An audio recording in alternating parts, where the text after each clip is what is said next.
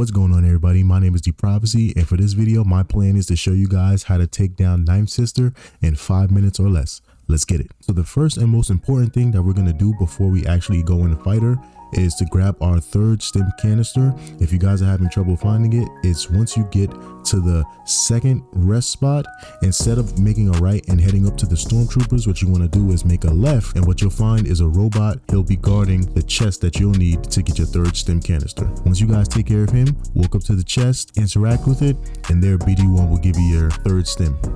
So for this fight, it's relatively straightforward. Parrying is definitely the way to go.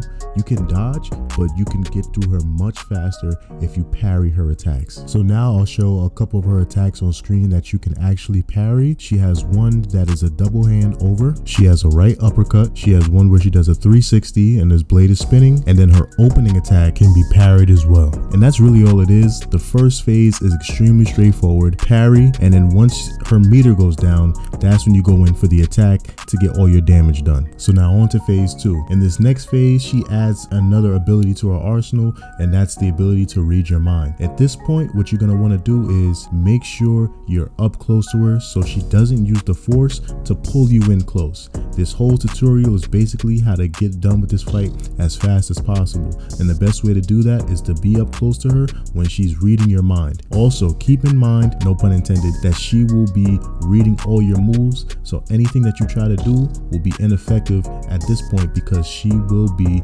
able to dodge all your attacks. I just want to make a key note that once her character goes red, that means those attacks that she does cannot be parried or blocked in any way. You have to dodge those attacks at all costs. Now on to the third and final phase. Cal is going to take his lightsaber and split it in two, and with this one it's just straight offensive. You can go ham, you could go crazy. I just mashed that square button or X, whatever console you're on. But for this one, in this phase, she has another ability where she does a ground slam. She's going to do it twice, so just keep that in mind. The easiest way to go about that is to jump right over it and just continue attacking. Also, just put everything together from this video. You have the attacks that you can parry, you have the unblockable attacks, and then you have the mind reading. We've dealt with every single one of those in the previous phases, and it will not be a problem for us here. The fight is going to end by the game showing you a new technique for Cal, and the way to do it is by holding triangle or Y depending on your platform.